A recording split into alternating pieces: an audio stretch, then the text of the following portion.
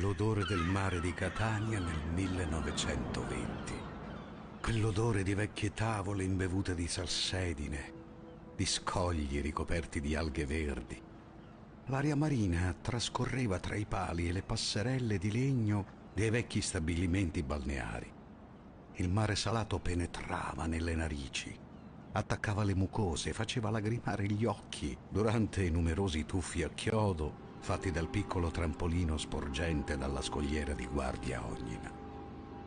L'acqua scorreva sul corpo compatto e abbronzato, in un desiderio struggente della pasta con le melanzane che aspettava a casa sotto un piatto capovolto ancora tiepida.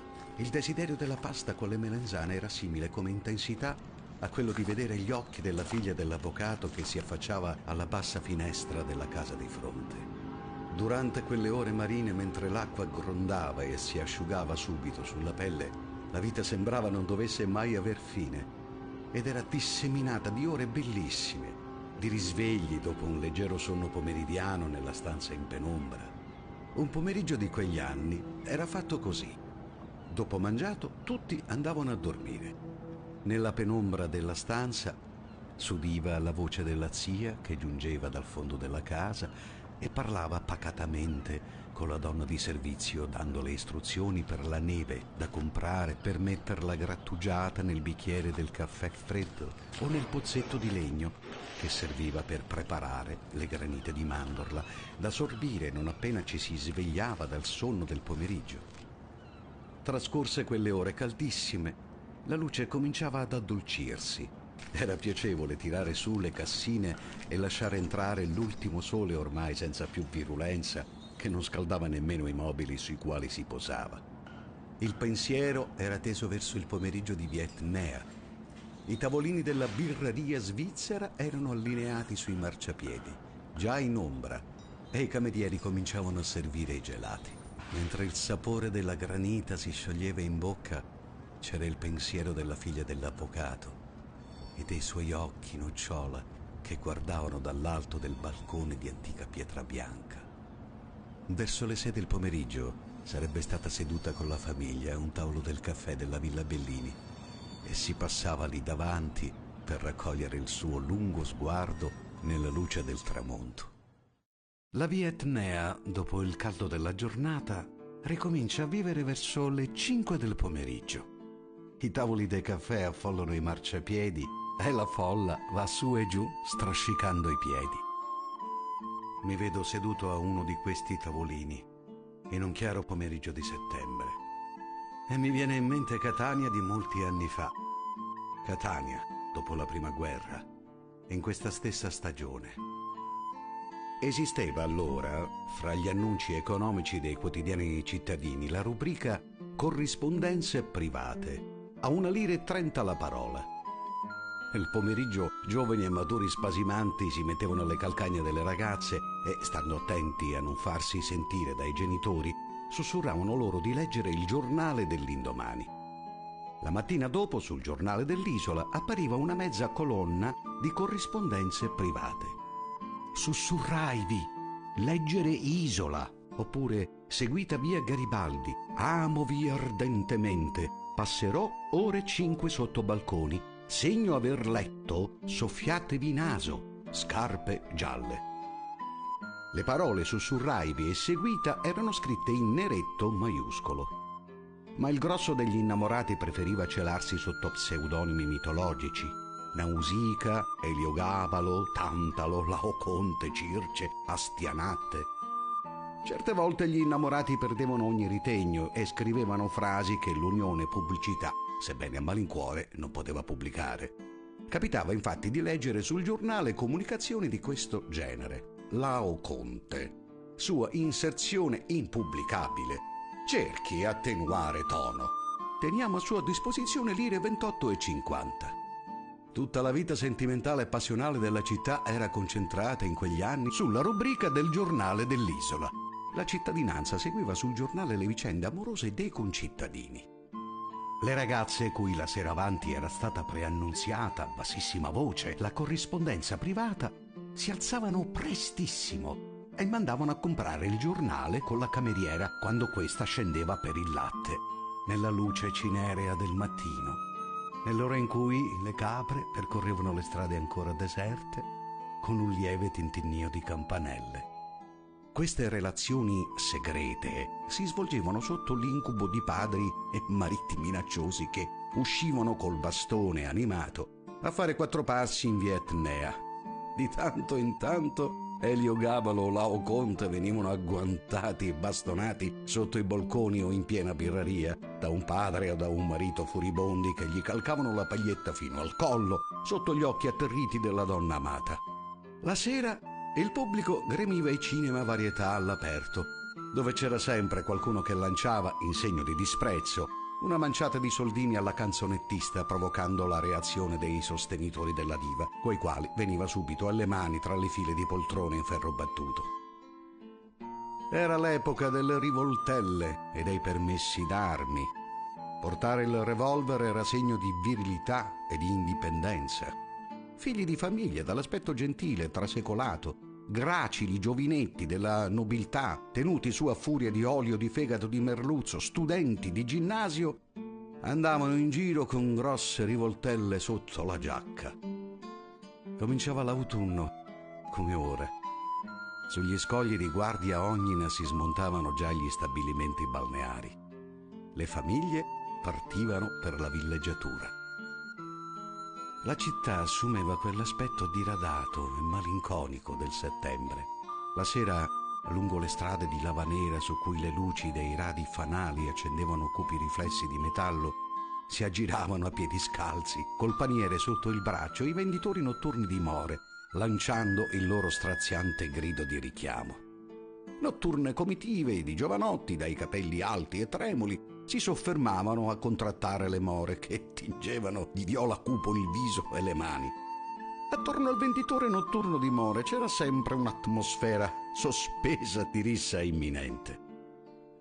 Il portone dell'ospedale di Santa Marta, nel buio fitto della salita di San Nicola, era illuminato pallidamente da 2 fanali a gas che riempivano di riflessi lunari i volti dei feriti che vi venivano ricoverati nottetempo in carrozzella tra un precipitoso crepitare di zoccoli di cavallo sul lastricato.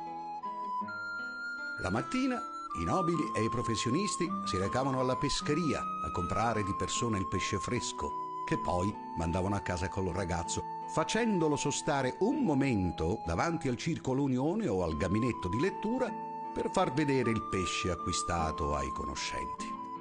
Il passaggio dei treni sugli archi della marina faceva tintinnare servizi da caffè sui cassettoni delle vecchie case settecentesche di via Dusmet, con un tremolio emozionante che era come la minaccia del progresso.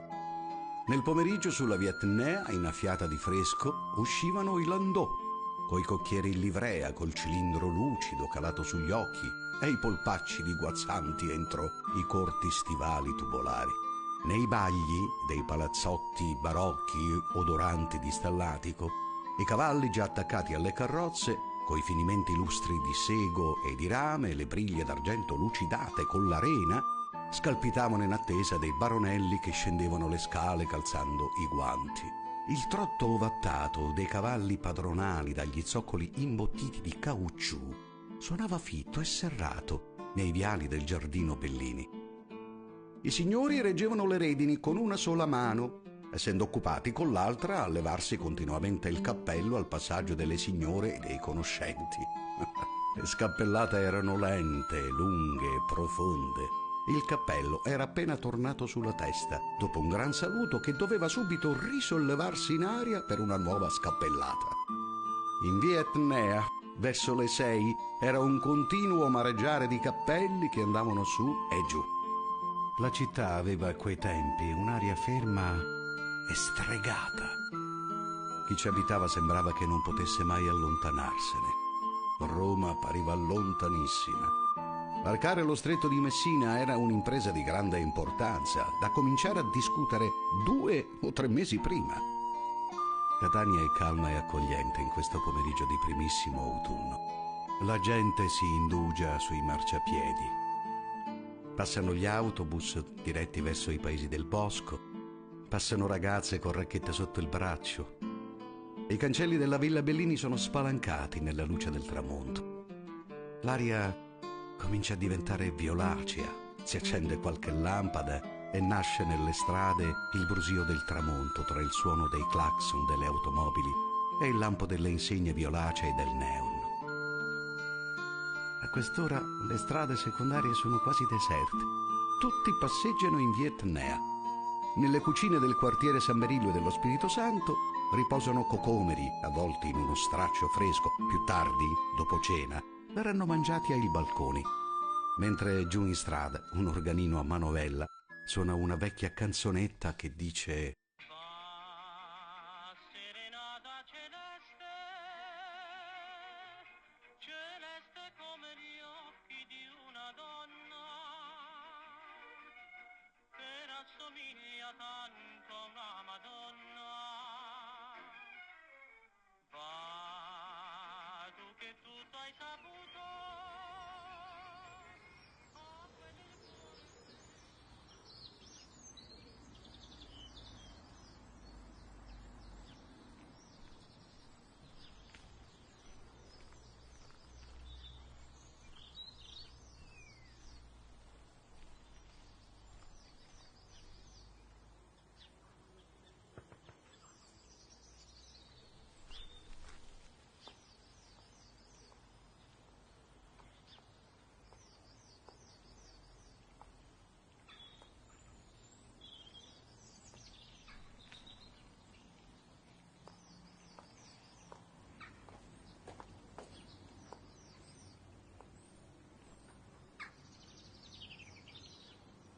Non pensavo di incontrarti qui. No, neanche io, credevo che tu venissi.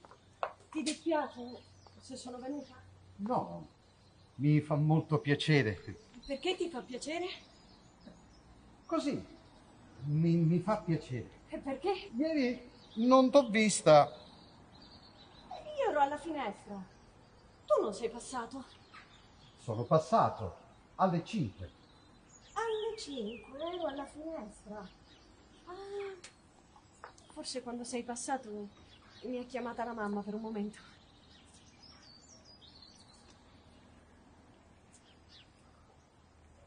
Forse ti secca che io sia qui. Vorresti andare a parlare con una di quelle ragazze? Quelle ragazze non mi interessano. Nessuna. Nessuna. Non c'è proprio nessuna ragazza che ti piace.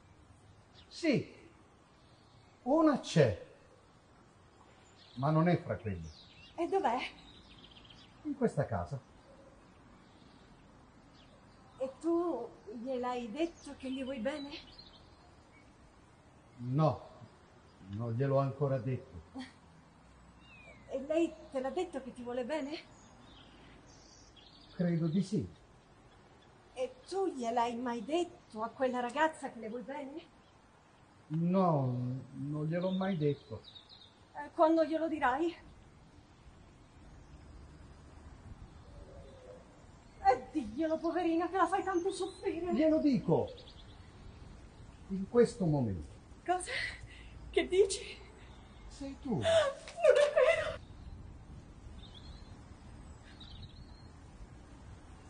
Con l'arrivo di aprile in via Etnea colpita in pieno sole cominciavano a biancheggiare le prime pagliette. Il signor Barbagallo rincasò di corsa in casa affannato, stringendo fra le mani 10 copie del giornale dell'Isola che aveva pubblicato la sua lettera di protesta contro l'orinatoio guasto situato accanto al portone. Una nota redazionale in corsivo dava incondizionatamente ragione al signor Barbagallo. Con parole vibrate e sdegnose invitava l'amministrazione comunale a provvedere all'eliminazione dello sconcio. Signor Barbagallo cadde pesantemente a sedere su una sedia e alla moglie e alle figlie accorse lesse, dando alla voce un'intonazione marcatamente ironica, la lettera e il commento. Egli sprizzava gioia da tutti i pori. Maria, frattanto, la figlia maggiore, alla vista del giornale dell'Isola era diventata pallida. La sera prima, il giovane Baldanza, in un salotto di comuni amici, le aveva sussurrato di leggere il giornale dell'indomani nella rubrica Corrispondenze private. «Legga domani Isola», le aveva mormorato all'orecchio, senza che gli altri sentissero, nello stile telegrafico proprio delle inserzioni con lo pseudonimo Prometeo. Maria non resistette più. Prese il rotolo di giornale che il padre aveva deposto sul tavolo, ne tolse una copia e andò a chiudersi nella sua stanza. Aprì il giornale trepidante, lo voltò e lo rivoltò fra le mani senza riuscire a leggere nemmeno un rigo.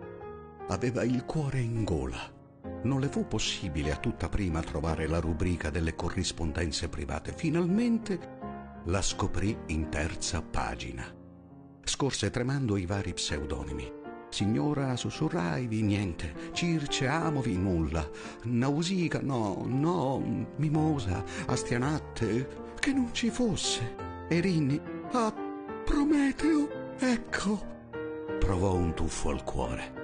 L'inserzione, 40 centesimi la parola, minimo lire 8, diceva così: Prometeo, sussurraivi via Gemellaro leggere giornale. Amovi follemente lunga pezza.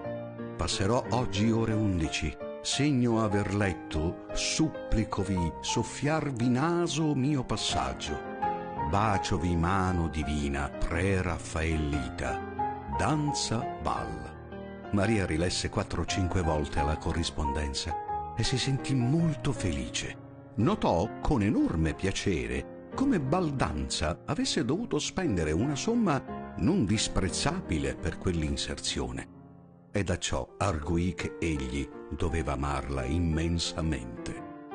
Nascose il giornale in un cassetto e rientrò nella stanza da pranzo, ove il padre rileggeva ancora una volta, al cospetto della donna che portava le uova sopraggiunta in quel momento, la sua lettera di protesta per l'orinatoio che egli chiamava ripetutamente Vespasiano, malandato, e si soffermava a fare le ultime osservazioni sul commento del giornale. Maria, ascoltandolo, pensava con insistenza che alle 11 sarebbe passato Baldanza sotto il balcone e lei avrebbe dovuto soffiarsi il naso per fargli capire che aveva letto la corrispondenza. Non appena il signor Barbagallo terminò definitivamente la lettura, ella corse subito a pettinarsi, indugiandosi molto, a legarsi i capelli con un nastro rosa, si cosparse il volto di cipria e attese con impazienza le 11. Passeggiava su e giù per le stanze, si fermava continuamente dietro i vetri, vi tamburellava sopra con le dita, apriva e chiudeva libri. Alle 11 meno un quarto si affacciò al balcone. Rientrò immediatamente per prendere il fazzoletto. Non poteva star ferma. Muoveva senza posa le mani, picchiava con le punte dei piedi contro le sbarre del balcone, canticchiando per dominare l'irrequietezza che la agitava. All'improvviso, come un'apparizione folgorante, apparve Baldanza. Sbucò dalla cantonata e si diresse con passo rapido e nervoso, fra il vibrare dei suoi larghi pantaloni, verso il balcone. Portava, calcato sull'orecchio destro, un voluminoso cappello verde pisello, tutto risucchi e piegature. Maria lo vide subito. Cessò di battere il tempo sull'inferriata e lo guardò annichilita. Poi, man mano che quello si avvicinava, si sentì impacciatissima, arrossì, impallidì, non seppe quale posizione prendere, appoggiò il gomito sulla ringhiera e vi pose sopra il mento. Si raddrizzò subito. Si riappoggiò, sorreggendosi il volto con entrambe le mani. Non riuscì a mantenersi nemmeno in quella posa. Intanto Baldanza si avvicinava inesorabilmente a passi piccoli e veloci, lasciando lungo il suo cammino una striscia di fumo. Giunto a pochi metri di distanza dal balcone, accanto alla bancarella del venditore di fichi d'India, gettò con bella mossa la sigaretta. Si fermò dopo 3 passi ad accenderne un'altra. Fece roteare in aria il cerino acceso e lo scogliò lontano con perizia e disinvoltura, alla maniera di Zalamort. Il gran momento era ormai giunto. Maria si staccò dalla ringhiera e, appoggiatasi al battente del balcone socchiuso, trasse dal petto con mano tremante il fazzoletto e lo portò al naso 1, 2, 5 volte perché egli capisse bene. Con quel gesto ella aveva deciso tutta la sua vita. Baldanza, infatti, capì. Trasse una carta ripiegata più volte e tenendo la sigaretta all'estremo angolo della bocca e lasciando adito al fumo di uscire sia dall'altro angolo, opportunamente socchiuso, sia dalla narice destra come dalla sinistra, fece un piccolo gesto che significava: «Ho bisogno di scriverle una lettera». Lei chinò il capo, arrossì e sorrise perdutamente mentre l'universo intero le roteava intorno come una colossale girandola. La lettera. Avrebbe ricevuto una lettera d'amore. Baldanza cacciò con forza una mano nella tasca della giacca, serissimo, e riprese a camminare a passi brevissimi e vigorosi. Scomparve allo svolto, lasciando dietro di sé grossi globi di fumo. Da quella mattina Baldanza passava 3 o 4 volte al giorno sotto il balcone e si chinava a raccattare i bigliettini che Maria gli lasciava cadere dall'alto. La sera, col favore delle tenebre, attaccava lunghe lettere al filo di cotone che Maria calava giù fin sulla strada. La domenica passava in bicicletta, coi calzoni trattenuti dalle molle attorno alle caviglie.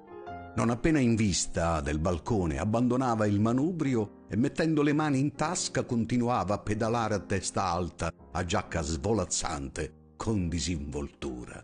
Altri avvenimenti importanti non accaddero dopo quella della corrispondenza privata nella vita di quella ragazza. Bruna era arrivata alle 5. Non si notavano grandi cambiamenti in lei, soltanto aveva un aspetto più curato e rassettato del solito. I capelli legati le davano un'aria familiare, quasi casalinga, che mi piacque molto. Era contenta e un po' anelante per le scale fatte di corsa. Si aggiustò i capelli e accese una sigaretta.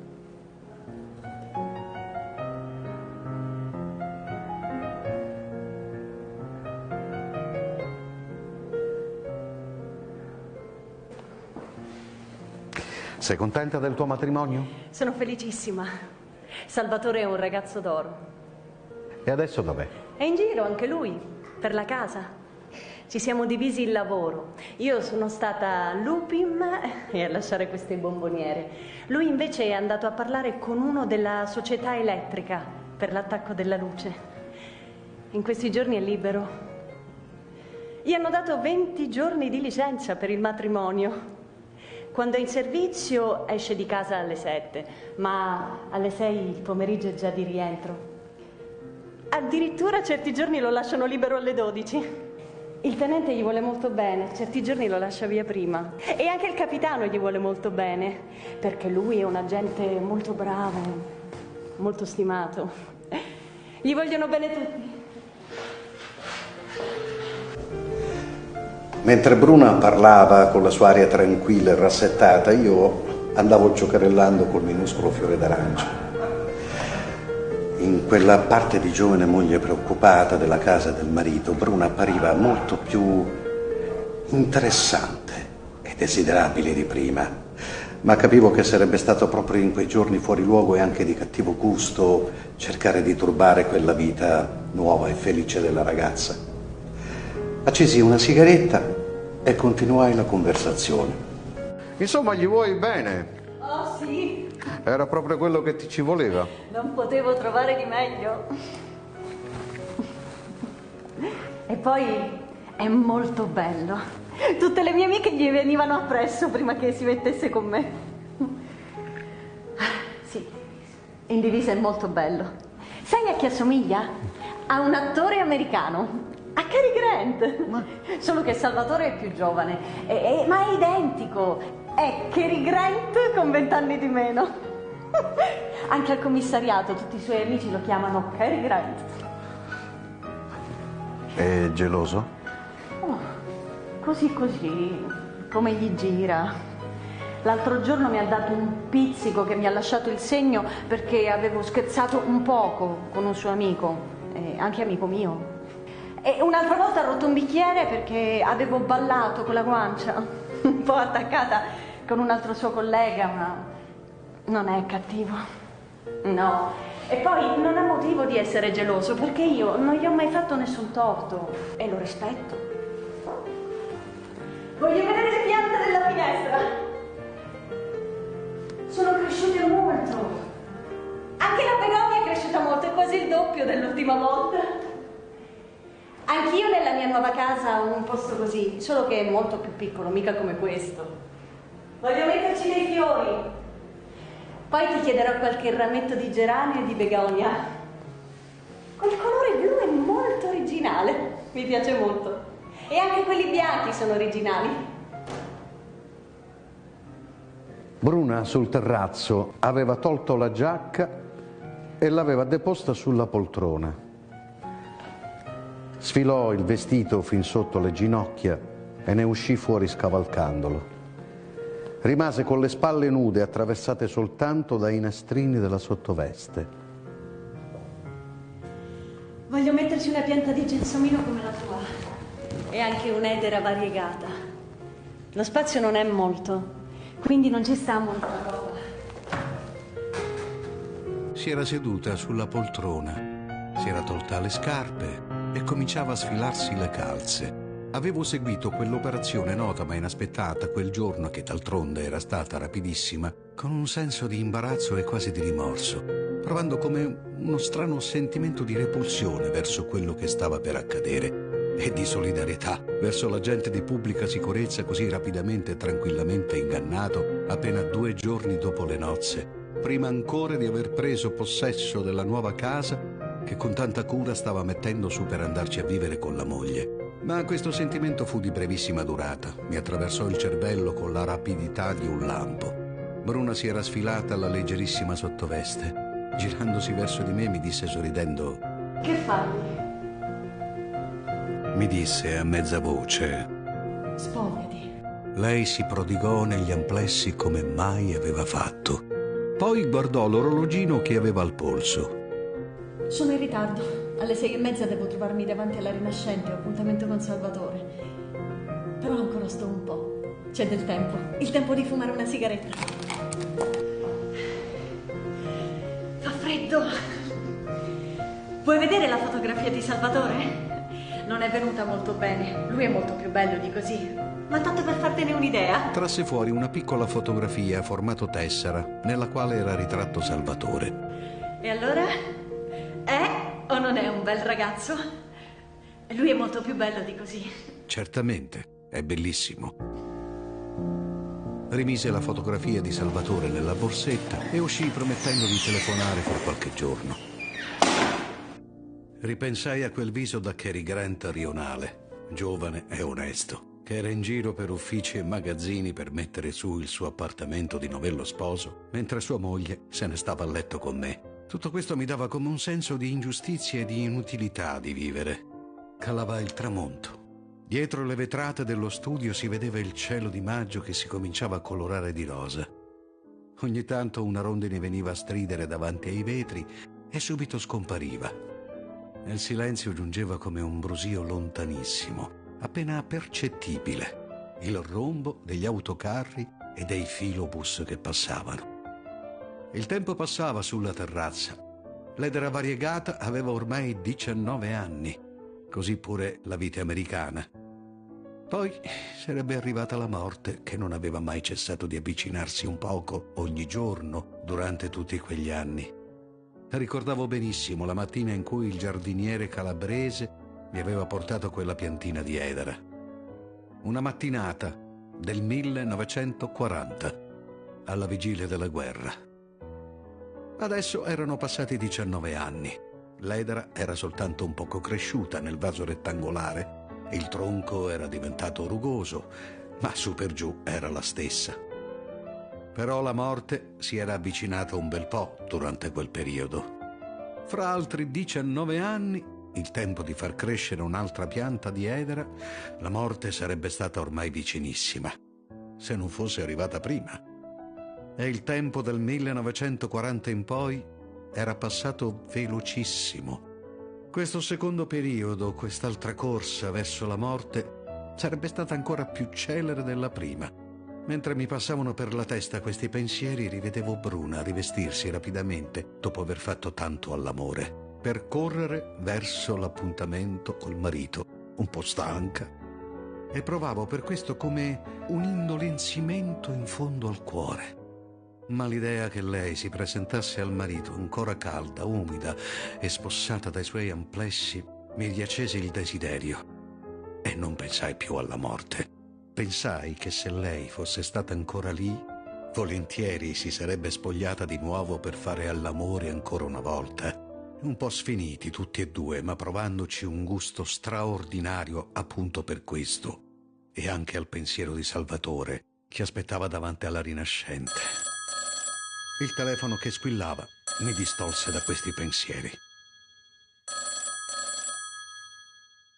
Tempo sereno dopo il lungo periodo di pioggia. Avevo percorso la bellissima e solitaria via Crociferi con le sue 4 chiese raggruppate, una di fronte all'altra, e monasteri dalle grate panciute. I vecchi muri e i lastroni di lava erano ancora saturi della pioggia recente. Avevo vagabondato per le strade della vecchia Catania, intorno a Piazza Mazzini, lungo i negozi di Ferrarecci e di lampadari di via Garibaldi e di via Vittorio Emanuele, e mi ero soffermato davanti all'alto portone della casa di Giovanni Verga in via Sant'Anna e al negozietto di porcellane funebri che c'è di fronte. C'ero stato una volta quando Verga era in vita nel 1920. Io ero studente al ginnasio Ospedalieri e avevo letto tutti i suoi libri che mi avevano impressionato molto e non mi stancavo di guardarlo per la via Etnea e quando lo vedevo davanti al Circolo Unione col bastone fra le gambe e le mani appoggiate sopra il manico. Quella volta mi ero accodato a mio zio, il poeta Villarroel, che andava a trovare lo scrittore, e me ne ero rimasto in silenzio accanto alla sua bassa libreria, mentre lui parlava in dialetto, bonariamente, con l'aria di un gran signore di provincia. L'altra mattina sono tornato a visitare, dopo alcuni anni che non c'ero più stato, la casa natale di Vincenzo Bellini.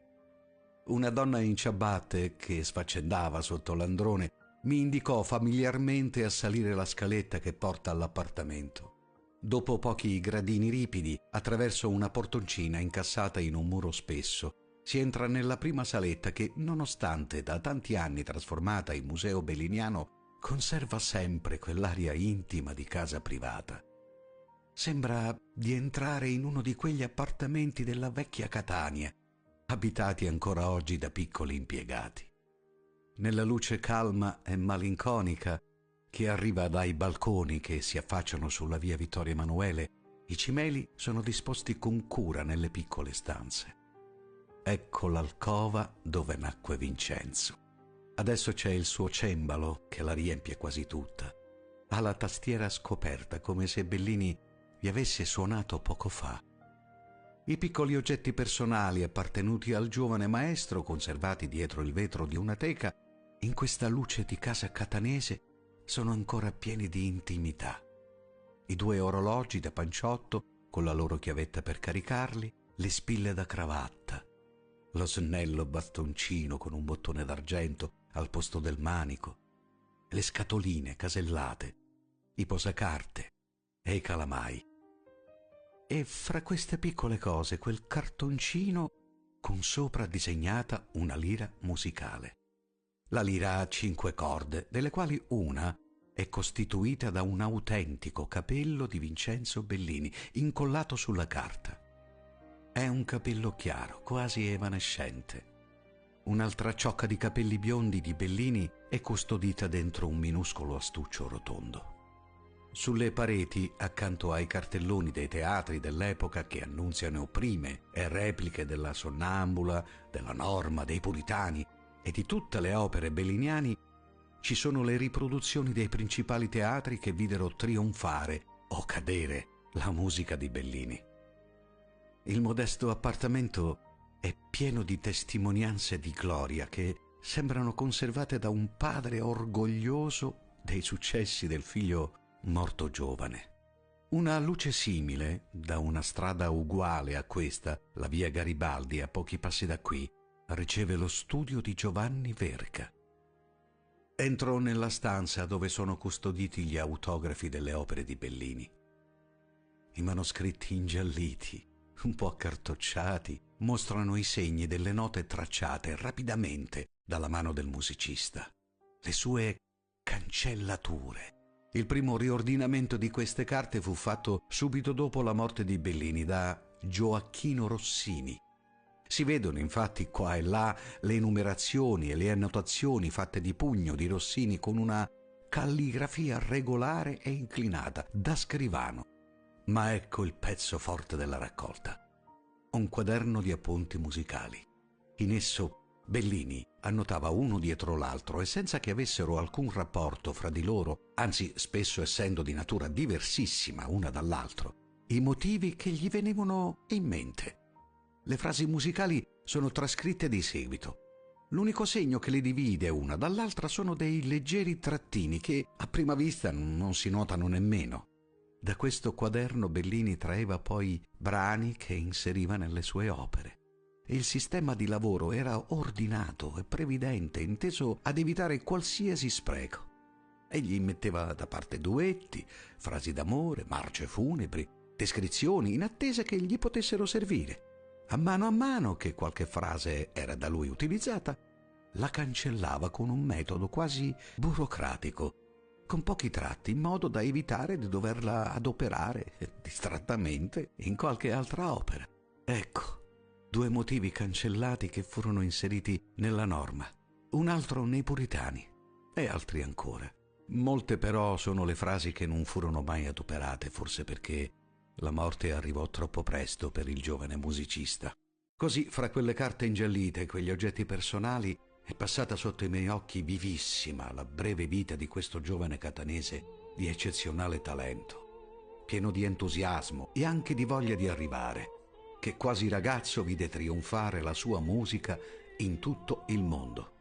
E morì in pochi giorni, a 33 anni, di una misteriosa malattia viscerale, in una villa di campagna nei dintorni di Parigi, dove si era ritirato per lavorare. La visita è stata lunga, ma il tempo è trascorso senza che me ne accorgessi. L'ora di colazione è già passata. Mentre mi dirigo alla porta d'uscita, passo davanti allo sgabuzzino in penombra, dove è custodita la bara entro la quale il corpo di Vincenzo Bellini fu riportato solennemente a Catania nel 1876, dopo 41 anni di permanenza in Francia. Una bara corta, scura, un po' scrostata. Accanto c'è una delle maschere che furono ricavate dal